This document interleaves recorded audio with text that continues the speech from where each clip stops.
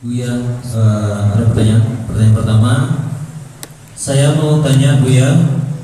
Saya Yazid Khori, alumni PTIQ, mahasiswa Buya. Mau tanya mengenai konon di akhir hayat Buya Hamka masuk tarekat. Apakah itu benar Buya? Terima kasih.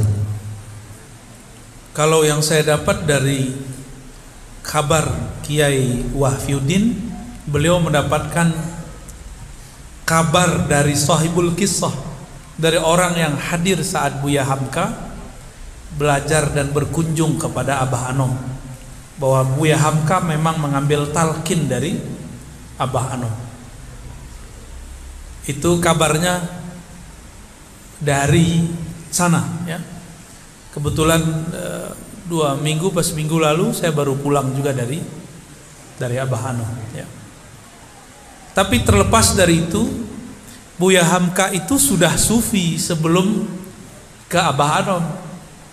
Dalam buku Ayahku beliau mengatakan, di dalam diriku mengalir 2 darah, darah Badri dan Sufi. Kakeknya Amrullah seorang mursyid tarekat Naqsyabandiyah, Ba'alawiyah dan Khalwatiyah, 3 tarekat. Itu kemudian ditemukan datanya oleh dai kita dari Payakumbuh, Buya Apria Putra Angkumudo Khalis, dosen di IAIN Bukit Tinggi. Sesekali cegat lanyo kamari, ajaknya bercerita tentang sejarah Ahlus Sunnah di tanah agam. Ini pakar tuh ya, sangat-sangat pakar. Siapa namanya? Buya Apria. Dia punya channel, punya situs, judulnya Surau Tua Blogspot. Itu buka, itu tulisan dia tuh ya, silakan dibuka di situ. Saya dapat hadiah di tesisnya, dan di tesisnya disebutkan ayahanda dari Buya Hamka menyebutkan bahwa kakek Buya Hamka, Syekh Amrullah, adalah seorang mursyid. Jadi beliau ini sudah biasa dapat ilmu-ilmu tarekat dari keluarganya. Oleh karena itu, saat Buya Hamka pindah ke Tanah Abang, beliau mengajarkan kitab tasawuf, Ihya Ulumuddin. Tasawuf nggak tuh? Jadi nggak usah aneh lah. Buya Hamka itu seorang Muhammadiyah yang sufi. Ya, lanjut. Ke 52. Ke 52 Sampai halaman ke-60 itu. Iya. Dituduh mengikuti tarekat Qadiriyah Naqsabandiyah Abah Anom di Suryalaya, Tasikmalaya. Itu jelas tuduhan ya Ustaz. Ini tentu sebelum beliau meninggal dunia. Saya lupa antara di akhir tahun 70-an atau awal 80, karena beliau meninggal tahun 81. Iya.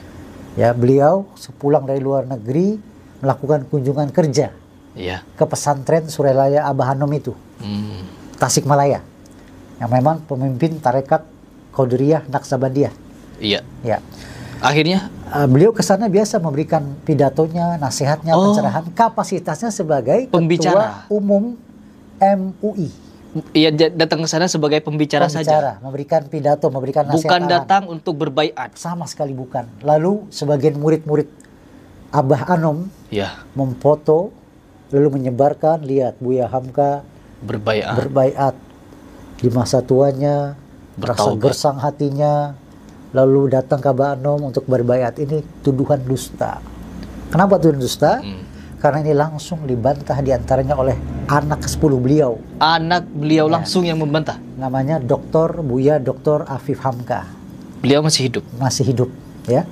Ini bisa dipertanggungjawabkan ya. Dan yang menyebarkan berita bohong ini salah satunya dosen UIN dan murid Abah Anom yang saya lupa antara Singapura atau Malaysia yang menyebarkan, dan itu sama sekali tidak benar dan telah langsung dibantah oleh anak-anak Buya Hamka, keluarga Buya Hamka. Dan kalau kita baca buku Buya Hamka, beliau sangat menentang yang namanya tasawuf. Allah. Tapi kenapa beliau sempat menulis tentang tasawuf modern? Bahkan bukan hanya tasawuf modern, beliau juga menulis tentang tasawuf, perkembangan tasawuf dari abad ke abad. Ada 2 buku tentang tasawuf beliau. Pertama tasawuf modern, buku kedua tasawuf perkembangan dari abad ke abad. Ya, kenapa beliau menulis itu? Beliau menulis itu tidak lain dan tidak bukan adalah justru untuk meluruskan tasawuf yang telah diselewengkan. Jadi bukan berarti beliau menganut ajaran tasawuf. Bukan. Beliau meluruskan tasawuf yang meyakini tahayul, khurafat dan dongeng-dongeng itu. Betul. Kita buktikan. Mas Ras bisa lihat di halaman 315. Kita lihat daftar isinya saja karena kalau kita baca per halamannya tidak mungkin kan ya. Iya.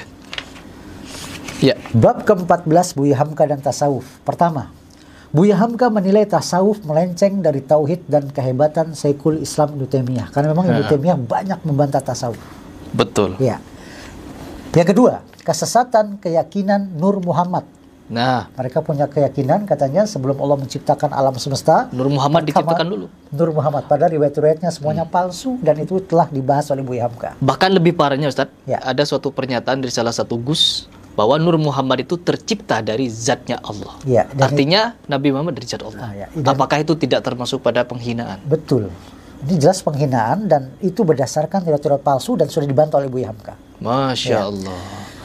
Bukan hanya itu, beliau juga membantah tentang kasyaf. Kasyaf. Kayak ada pengakuan terbaru